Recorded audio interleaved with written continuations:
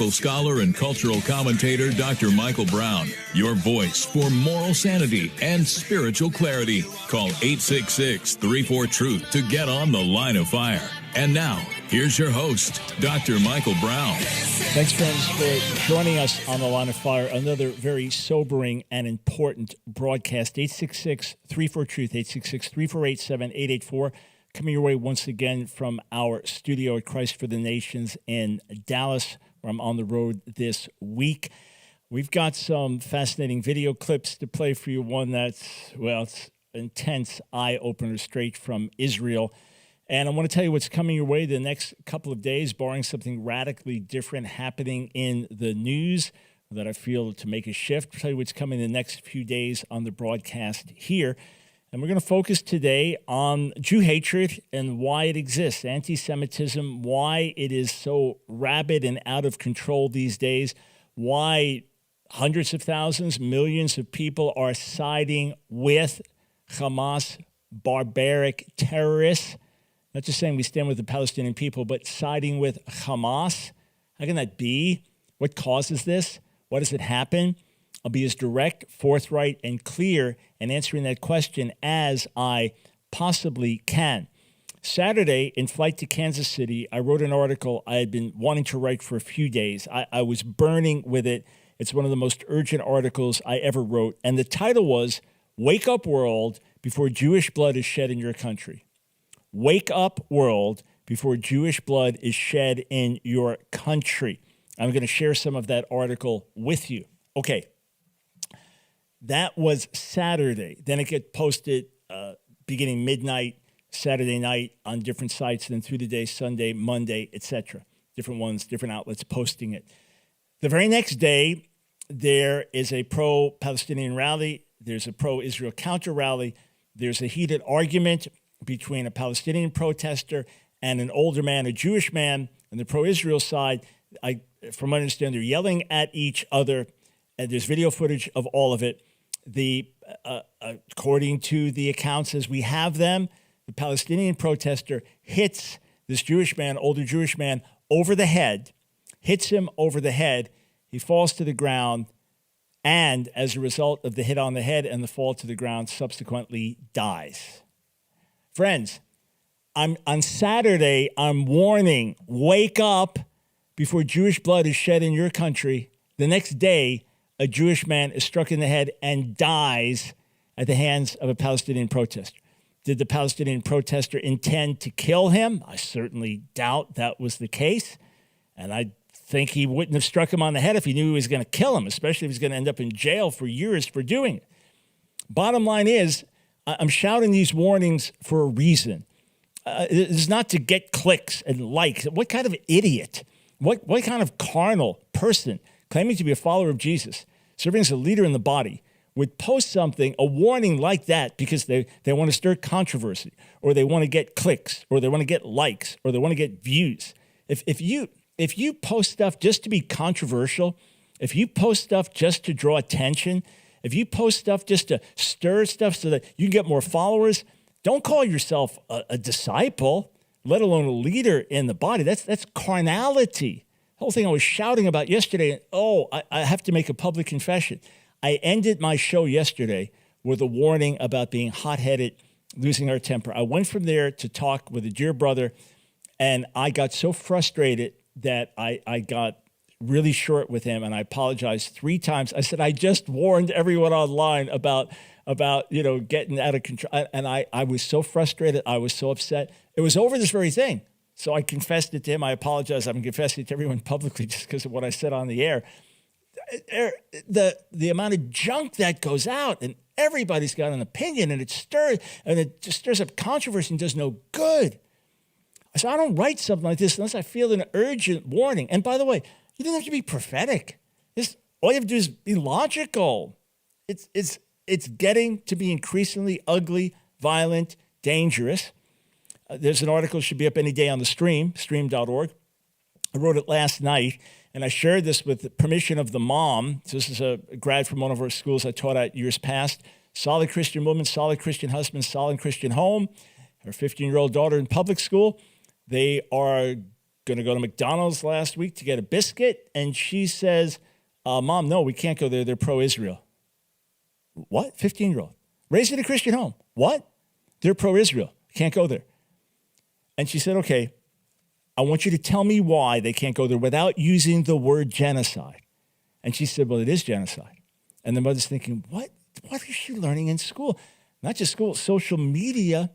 A major poll, Harvard-Harris poll, indicates that of young people 18 to 24 years old, 51% believe that Hamas was justified in its actions. 51% justified in butchering babies, justified in roasting people alive, justified. How can this be? You said, Dr. Brown, you talked about this a lot. Yeah, because we are in a world environment that is like a pre-Holocaust world environment, except it's worldwide. You better believe I'm going to keep shouting and speaking about these things. Here, let me just read some of this article to you. The irrational hatred of the Jewish people and the demonizing of Israel is reaching proportions so dangerous that if people of conscience do not stand up, speak out, and push back, Jewish blood will start flowing in America, in England, and many other countries around the world. Wake up! When Muslims in Sydney, Australia are chanting, "Gas the Jews," you know that violence is near. When Jewish students at a university here in America have to hide in a library for fear of their lives, you know that violence is near. When Jewish children in Germany are afraid to go to school and parents warn their children not to wear the Star of David in public, you know that violence is near. When I post an image of the Israeli flag on Facebook and draw comments like "Children Killer Hospital Bombers," you know that violence is near. When a BBC headline reads, "British Jews are full of fear like I've never seen before," you know that violence is near. When Representative Rashida Tlaib can post a 2024 election warning to President Biden featuring crowds chanting "From the river to the sea," meaning no more state of Israel, you know that violence is near. Wake up. A Jewish friend of mine in Australia wrote to me saying, "I don't even feel comfortable going to the city because I know that people think I look Jewish. I think it'd be dangerous for me to go there. Sad world we live in." And on it goes. New York Post reports the latest in campus anti-Semitism horror has seen Jewish students at Cornell dehumanized and threatened with death. "If I see a pygmalion Jew, I will stab you and slit your throat," read one threat, posted online on a Greek Life website. "Eliminate Jewish living from Cornell campus," read another. A third vile message read, "Gonna shoot up 104 West," referring to the kosher dining hall on campus. The university has responded by making the usual noises about not tolerating anti-Semitism, but has cravenly advised staff and students to avoid that dining hall. That's the solution. People give you death threats, so avoid the dining hall, as opposed to crack down on the death threats and provide protection. In other words, the New York Post said, the school caved to the hate spewers, taking a step toward precisely what one demanded, the elimination of Jewish living from the Cornell campus. It will not take much to turn these hateful words I wrote into hateful actions. It is time to wake up. I've actually become friends with Guerrilla Hebrew, one of the leaders of the Hebrew Israelite movement, this leader of the Sakari. We've interacted a good amount of times in a cordial way. We obviously have our deep differences, but in a cordial way. And interestingly enough, just a few days ago, a woman drives her car. This is a terrorist attack. She drives her car into a building because she sees Jewish symbolism outside. She assumes it's some type of Jewish building, Jewish school, synagogue, something. She drives her car into it. How did I find out about this? It was before I saw headlines because Guerrilla Hebrew sent it to me. He sent it to me because it's a Hebrew Israelite school. There were kids in the school. And they thought, the driver thought, oh, this is a Jewish school, etc. Drove her car into it. All of the provocation, all of the words out there are spreading this atmosphere that is leading to people chanting, "Gas the Jews, kill the Jews," etc. It is an evil, evil day.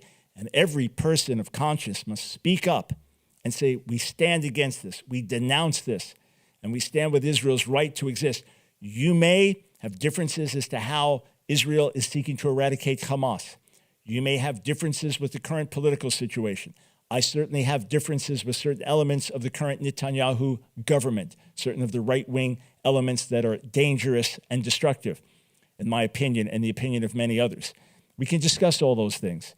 But this is the time when every person of conscience, Christian, Muslim, Jew, atheist, whoever, needs to stand up and say, we categorically denounce Hamas as a terrorist group, and we stand with Israel's right to defend herself. Again, you may have differences as to how that happens, how that works out. But, even how can Israel shut off electricity to Gaza? It's a war crime. Oh, hang on. Where were you shouting about war crimes when Hamas not only carried out the slaughter of 1,400 Israeli men, women, and children, including Holocaust survivors and babies, ripping open pregnant women, shooting over 250 young people at a peace festival, dance festival? Where were you screaming about war crimes then when they took over 200 people hostage? But can I just raise something to you? Are you aware that the electricity that Israel supplies Gaza is about 9% of its overall electricity? Are you aware of that? Are you aware of the fact that Israel provides it gratis to an enemy? It's technically billed to the Palestinian Authority. They're supposed to pay it. Then Israel just forgives the debt. Are you aware of any of that? And the other supplies that it gives free of charge? Are you aware of the fact that Israel said just go to the south, and just get out of the north where Hamas has all of its enclaves in Gaza, because that's where we're attacking. Go to the south. You got power. You got everything you need. We're supplying it gratis there. What kind of combatant in a war does that for the enemy? And by the way, with all it calls for ceasefire, which like people say, it's like Japan attacking Pearl Harbor, then we attack back, say, ceasefire time. With all that, it's simple. It would happen in a split second if Hamas releases the hostages that it is holding against every ethic of man and God and law and whatever. Release the hostages. It's that simple. Release the hostages and you have a ceasefire. Make sure you get humanitarian aid to the people, and then Israel carries out its goal of eradicating Hamas. Hey, friends, things are so twisted, so upside down. I hope you, as a lover of truth, and those of you who are followers of Jesus, I hope you don't get duped by all the junk out there. It's dangerous, it's destructive, and people are going to die because of it. All right, we come back. I'm going to take you to Jordan Peterson explaining his view, one of the reasons for anti-Semitism. Be right back. Are you wanting to ensure the best way your body can fight off infections, viruses, and health-robbing pathogens? Discover the power of high levels of vitamin D. The medical community since 2020 has been shocked into realizing just how crucial vitamin D is in supporting immune function. This is Michael Ellison, founder of Trivita Wellness, with this very important health message. The immune system is your miraculous, God-given and designed system you were born with. It is responsible for identifying bacteria, viruses, and parasites that can cause infections and disease. In fact, medical science is now associating low levels of vitamin D with the most serious health conditions of today. And how widespread is vitamin D deficiency? Nearly half of the adults in America are vitamin D deficient. Common symptoms of low vitamin D are fatigue, mood swings, joint pain, muscle weakness, hair loss, and yes, even bone loss. If you're serious about immune health, get your vitamin D level above 50. And yes, higher is better. I encourage you to purchase Trivita's Essential D3. The soft gel is easy to swallow and it absorbs well. Don't put yourself in harm's way with vitamin D deficiency. Daily, boost your immune system with Trivita's Essential D3. Essential D is formulated with 5,000 international units of vitamin D. Order today and use promo code BROWN25 to receive 25% off your order. Call 1-800-771-5584 or online at Trivita.com. As a new customer, 100% of your order proceeds from your first order will go to support the Line of Fire radio broadcast. Call 1-800-771-5584, 1-800-771-5584, or online at Trivita.com. This is It's The Line of Fire with your host, Dr. Michael Brown. Get on The Line of Fire by calling 866-34-TRUTH. Here again is Dr. Michael Brown. Thanks for joining us on the broadcast. Michael Brown, delighted to be with you. Hey, you think I'm wrong on all this? You think my positions are biased and misleading and unchristian or unbiblical or inaccurate? Give me a call. Tell me why. 866-34-TRUTH. 866-348-7884. By the way, just listened to that ad myself for vitamin D and so glad that I supplement my super healthy diet. Yes, this is a key supplement in my super healthy diet that is essential, is this vitamin D supplement. So I strongly encourage you to check it out, 800-771-5584, or go to trivita.com. Be sure to use the code BROWN25. We all have one intent in doing this, to see you healthier physically and to reach more people with the Line of Fire. That's the goal of Trivita. That's my goal. So thank you for standing together with us. Okay, tomorrow what I plan to get into on the show is cessationist critics, the good, the bad, the ugly. What I want to do is really speak well of brothers in the Lord in terms of motivation, in terms of what they've expressed. I don't judge people's hearts, but interacting with some critics, what they've shared, and what I really appreciate. And what I think it's good for my charismatic friends to hear as to why some critics do what they do. And then where there are things that are bad in terms of the results of the theology, I want to talk about that. It's not attacking people. And then without mentioning any names, I do want to explain what I think is not constructive and is unhelpful. So where I will name names is when I have something positive to say. So I believe tomorrow, and I hope folks will tune in that would be in the camp of critics or strong cessationists. I hope you'll tune in, and I'm going to be as fair as I can. And if anyone feels I'm not fair at any point, by all means, the phone lines are going to be open. But I want to try to do this to glorify the Lord and to help us to unite around truth as brothers and sisters in Jesus. So the goal is not to divide, not to be derisive, not to be taking cheap shots. God forbid. I think you'll find it very helpful. And then Thursday, God willing, I want to read to you from a famous sermon by Charles Spurgeon. And the show might have the theme, Charles Spurgeon Rebukes Replacement Theology. Yeah, I think that'll get your attention. So hopefully we'll go that way Thursday. And then, of course, Q&A on Friday. I'll probably start with a short teaching. Okay, so Jordan Peterson is explaining his reasons why he believes the war started, of course, Hamas being a proxy for Iran and largely funded by Iran and others, sadly. So many feel this way, but he articulates it very well. Let's listen to Jordan Peterson. Peterson says the war began because of the desperation of totalitarian nations. If it was straightforward and simple, and if there was an easy path forward, then there wouldn't be a war. And so, I mean, I can tell you what I think is going on to the degree that you can reduce it to something quickly explicable.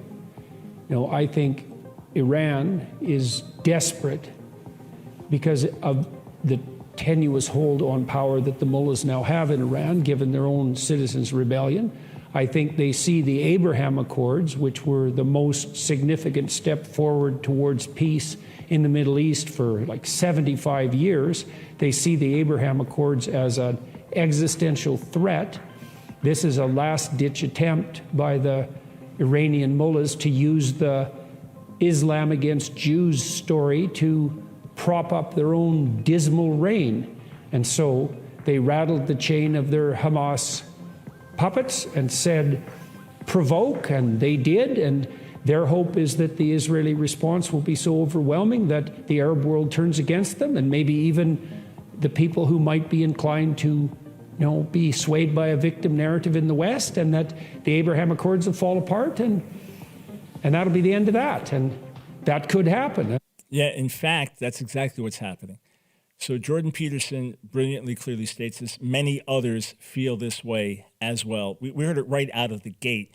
And it does make a lot of sense, and it's exactly what is happening. And what is added to this is Hamas could not have imagined they'd have as much success they did. It was a complete failure, the perfect storm on Israel's side, the complete success on their demonic side, the destruction they brought. That has brought with us an even stronger Israeli retaliation, as it has to eliminate the possibility of Hamas ever doing something like this again. So very, very successful in that regard, tragically, on every front. So Jordan Peterson is now asked about anti-Semitism itself, Jew hatred. Why does it exist? Why does Israel get demonized the specific way that it gets demonized? Now, this is not his full answer. He's brilliant. I'm sure there's so much more that he could say.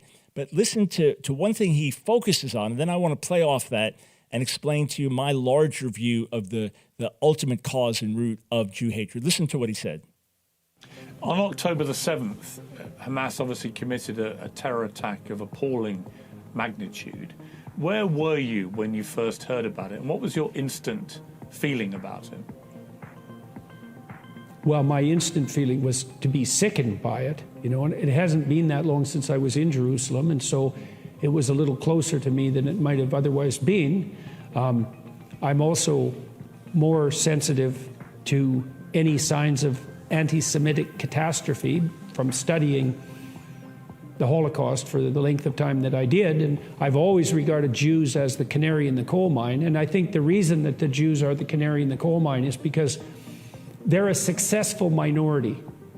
And if a culture can tolerate a successful minority, it's pretty damn robust and it's not very resentful.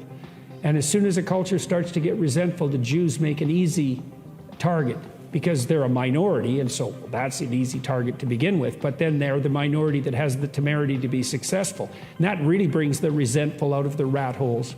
Yeah, so again, that is, he would say, one element. He's not saying it's comprehensive.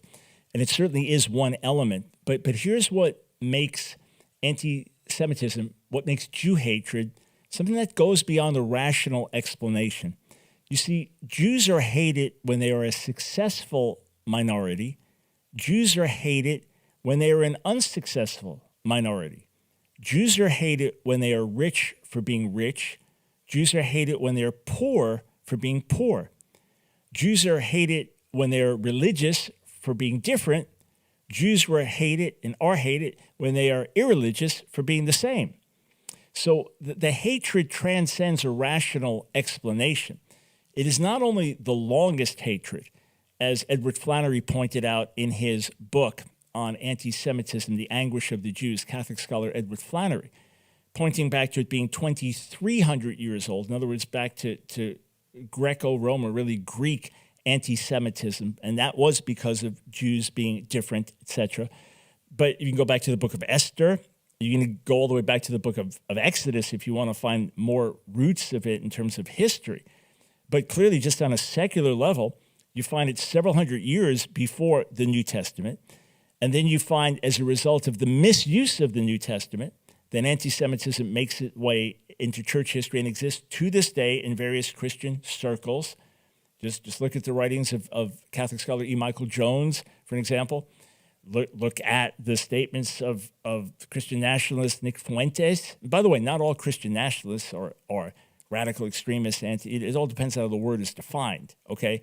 And there are plenty of Catholics who are philo-Semites. We understand this. So I'm not blaming systems. I'm just mentioning individuals.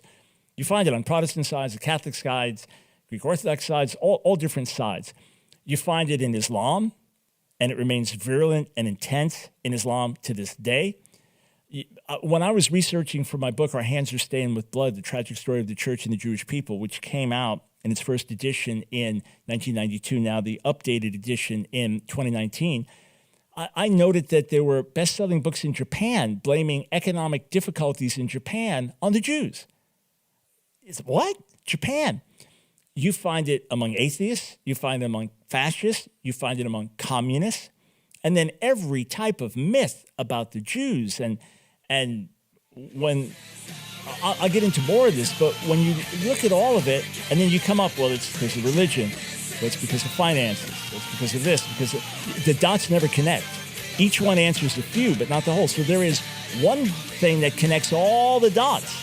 As soon as we come back, I'm going straight there. It connects all the dots. It is the ultimate reason for Jew hatred and the demonizing of Israel. And it's very simple.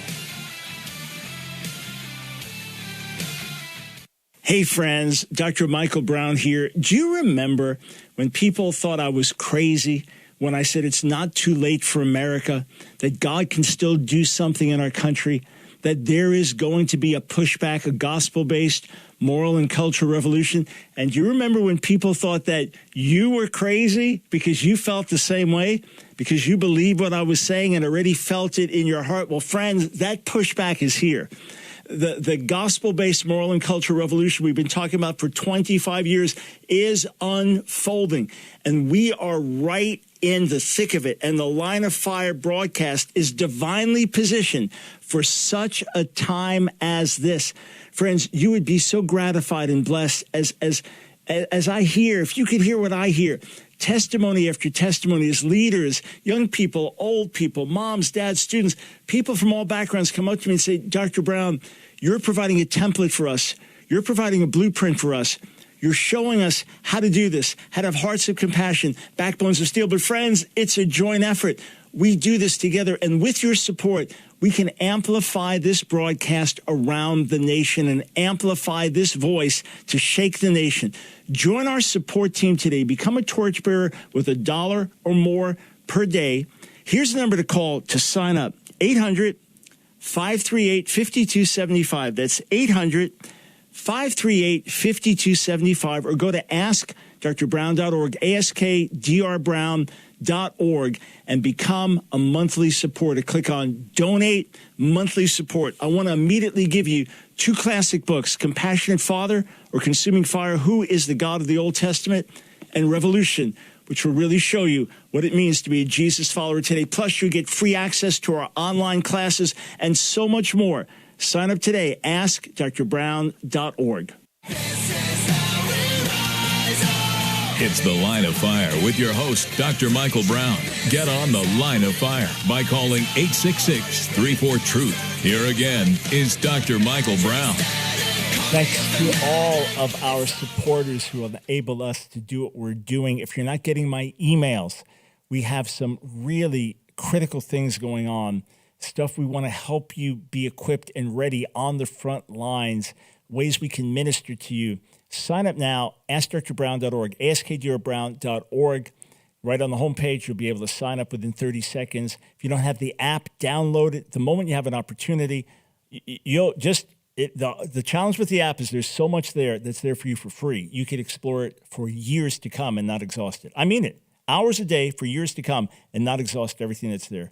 Ask Dr. Brown Ministries. That's the app. AskDrBrown Ministries, of course. Everything on the app is free.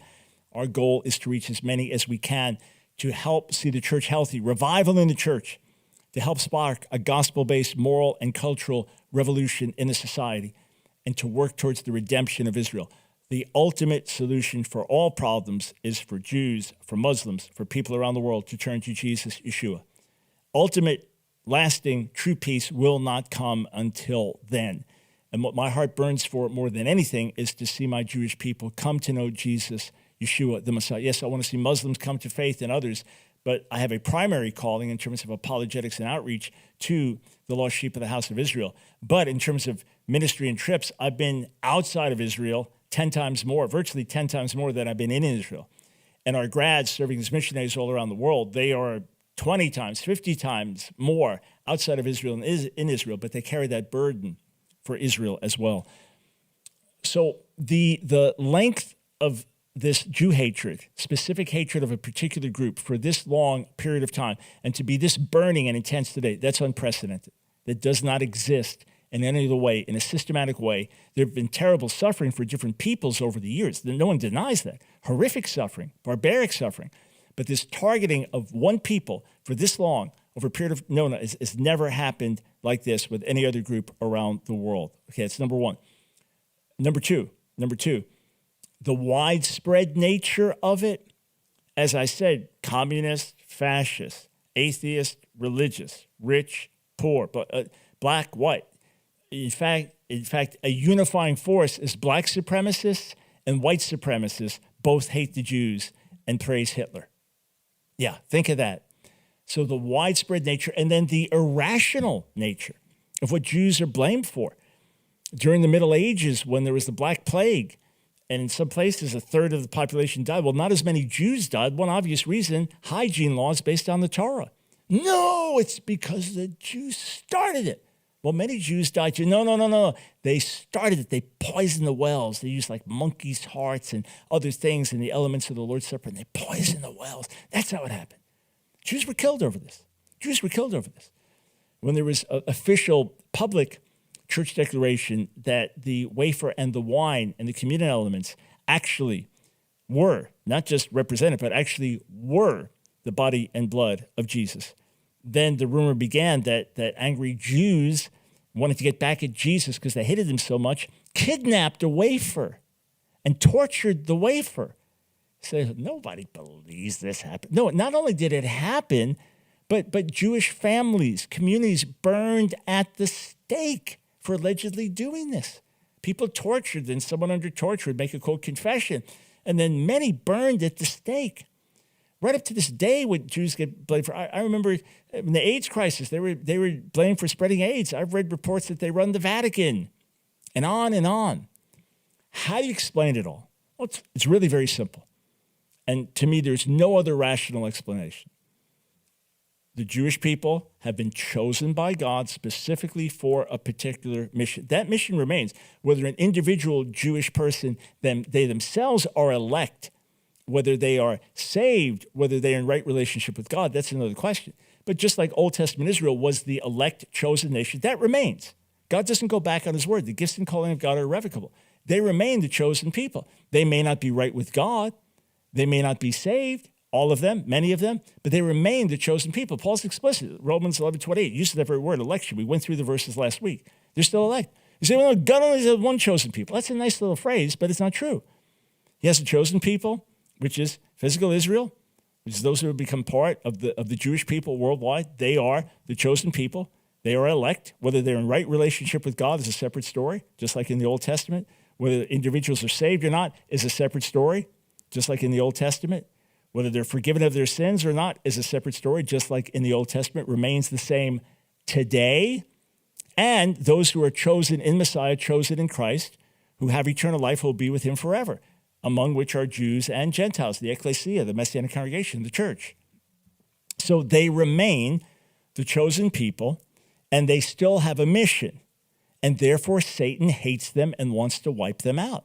It is that simple. The ultimate root cause of anti-Semitism is that Satan hates the Jewish people and wants to wipe them off the planet. You say, but Dr. Brown, you're forgetting all the verses about divine judgment and God scattering your own people because of judgment and because of wrath. No, I'm not forgetting that at all. Much of our suffering is due to our sin. Much of our suffering is due to our disobedience. Ultra-Orthodox rabbis will even say the Holocaust. There are ultra-Orthodox rabbis who even say that. I mean, they get despised by others for saying it, but there's some who will actually say, and some of their communities believe that, hey, German Jews were violating the Sabbath. There was so much apostasy. There were so many that were secular, and we brought judgment on ourselves. Yeah, there's some who even say that. That's not my position. Say it again, that is not my position. But in point of fact, yes, we have suffered because of our sins. But anti-Semitism, Jew hatred, the demonizing of Israel goes beyond that. It is satanic. Why does Satan want to wipe us out? Well, one, we were chosen by God. Therefore, he hates us because he hates God, right? You find out that someone's a member of someone's family and you hate the family, you now hate that person if you're full of hatred. That's number one. Number two, he promised that no matter what happened, this people would never leave the earth. That even if we were decimated and reduced in number, we would never be destroyed. The most explicit passage, Jeremiah 31, verses 35 to 37, explicitly speaking about physical Israel, not the Gentiles, not the nations of the earth, not the church.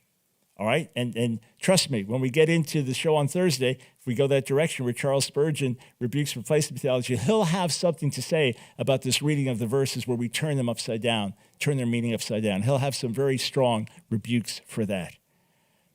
So, God has promised to keep us on the earth, and therefore, Satan wants to wipe us out. Number one, his hatred of us. Number two, if he can do so, he makes God into a liar.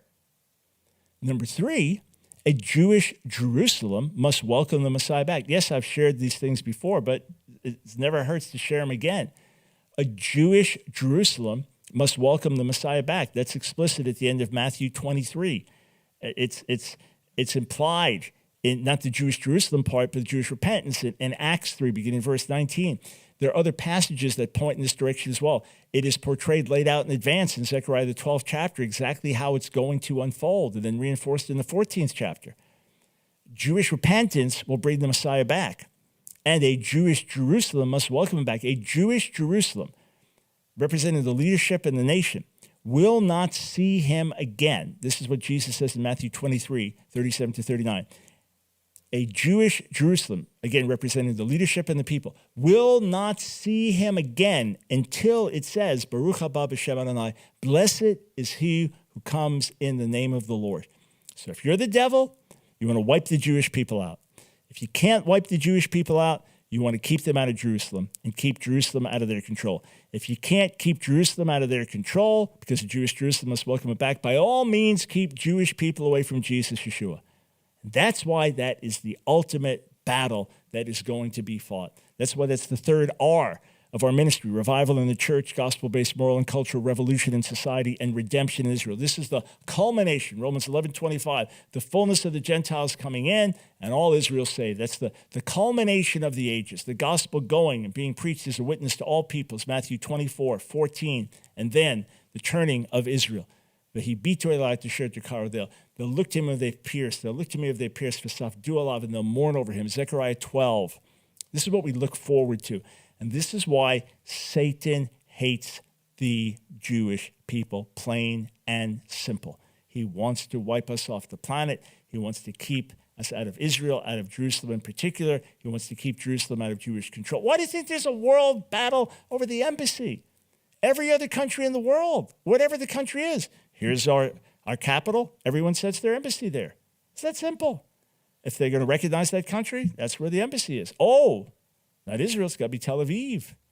That's why it was a bold and right move that President Trump made. One of the very good things that he did as president was to move the embassy to Jerusalem. Why do you think there's such battle over this? Because it's spiritual. And that's why you can't explain it rationally. And that's why so many Christians get on the wrong side of this, because they don't recognize the spiritual battle, because they're not looking at it through the right eyes. And that's why the people in the world are so easily duped. Ultra-Orthodox rabbi sent me this article this morning. I want to start reading from it. 866-34-TRUTH. I will get to some calls. And I've got a skit, kind of the equivalent of Saturday Night Live in Israel. No, I'm not a Saturday Night Live watcher, but know about the skits. A real satire about LGBTQH. H? What's the H? Lesbian, gay, bi, trans, queer. H is Hamas. What? You'll hear that on the other side of the break. But this is an article from Brendan O'Neill at spikedonline.com. I don't know about the website. Spikedonline.com. Why won't the Jews just let themselves be killed? Nothing better captures the moral decay of our woke elites than their haughty disdain for the state of Israel. He says, so let me get this right. If Israel bombs Hamas targets in Gaza, it is recklessly endangering civilian life. But if it gives civilians fair warning to move away from certain areas, it is engaging in ethnic cleansing. If it drops bombs in built-up suburbs, it is committing a war crime. But if it advises civilians to leave those built-up suburbs before the bombs come, it is also committing a war crime. If it attacks northern Gaza, that's genocide. Yet when it tells the civilians of northern Gaza to leave first, that's forced transfer, which is to say, genocide. Everything Israel does is a war crime. Everything. Killing civilians, war crime. Trying not to kill civilians, war crime. Bombing populated areas, war crime. Giving a population time to leave before dropping bombs, war crime. The surrealism of these screams of genocide, every time an Israeli soldier so much as picks up his gun, was brought home by two headlines in The Independent last week, published just 10 hours apart. Israel is engaged in, quote, collective punishment in Gaza, claimed the first. Israel accused of trying to ethnically cleanse Gaza Strip as 1 million ordered to evacuate, said the second. Madness. Let's stand against it. My friend, you've got to stand against it. Otherwise, the madness is going to spread.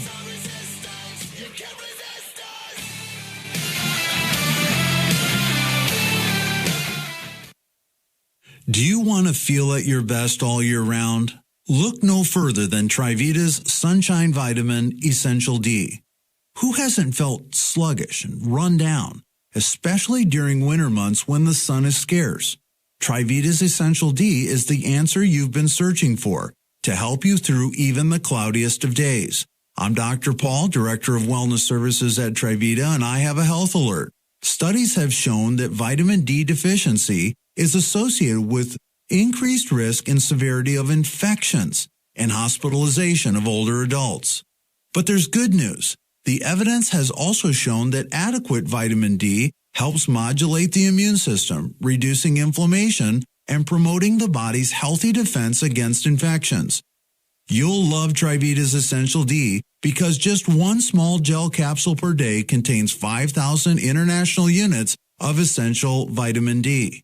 Trivita's formula is also highly absorbable because it's made of vitamin D3, which is the same form your body makes from sunshine. Join the thousands of satisfied Trivita members just like you who have already experienced the benefits of Trivita's Essential D to support their immune health, bone health, and mood. Get your 30-day supply of Essential D today. To order Trivita's Essential D for yourself, call 1-800-771-5584 or online at Trivita.com. Order today and use promo code BROWN25 to receive 25% off your order. As a new customer, 100% of your order proceeds from your first order will go to support the Line of Fire radio broadcast. So call now, 1-800-771-5584 or online at Trivita.com.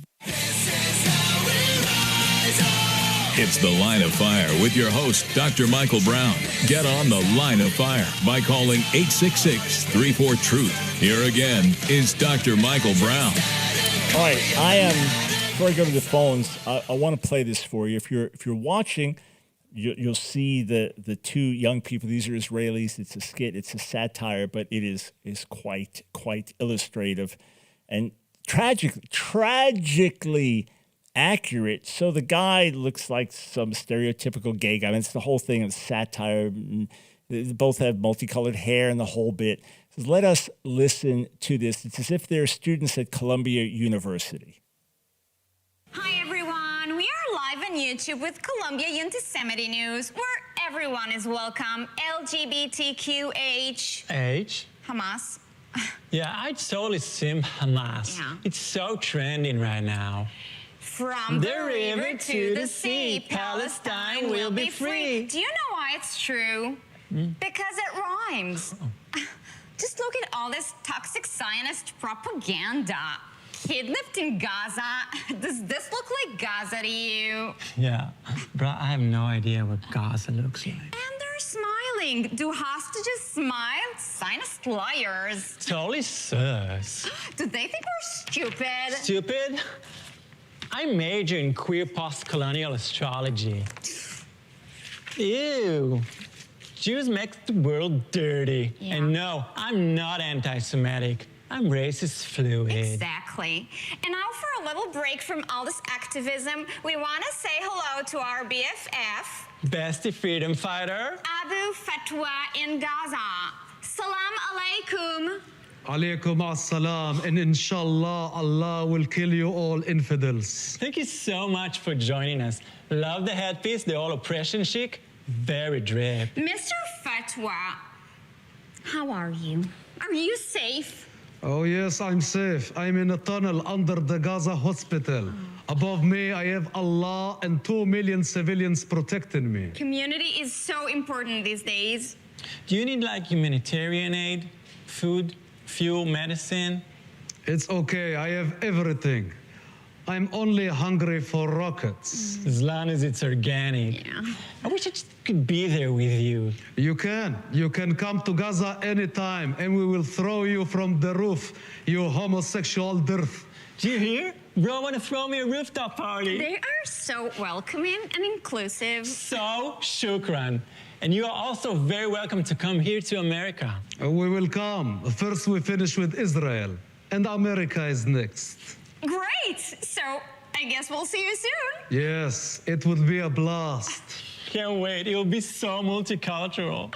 Ya Allah, you are so stupid. Thank you so much, Abu. We love you. I won't even bother killing you. It's a waste of bullets. Good vibes only. It's better you just kill yourself. Okay, bye. Die. From the river to the sea, Palestine will be Jews-free. Yeah, that sounds better. It is better. Here's what's so shocking about the satire. It's basically true. In other words, it is that blind. It is that idiotic. It is that perverse. It's a little exaggerated, but in terms of how it's playing out, that's the reality. Wake up. Wake up. Wake up. Let me say it again. You may differ with current Israeli policy. You may differ with Jewish settlements in Judea-Samaria called the West Bank. You may differ strongly with the current government. You may not like Prime Minister Netanyahu. You may think that Israel needs to go back to pre-1967 borders and have a two-state solution. You may think that Israel is absolutely wrong in the way that it is carrying out its attempts to eradicate Hamas. You may have all those views, but I implore you as a moral person, denounce Hamas and say Israel has a right to live in peace and to defend itself. If you can't say those statements, something is fundamentally wrong. And I've given all the qualifiers I can give. All the qualifiers I can give. All right, we go to the phones. We will start with Julius in El Paso, Texas. Welcome to the Line of Fire.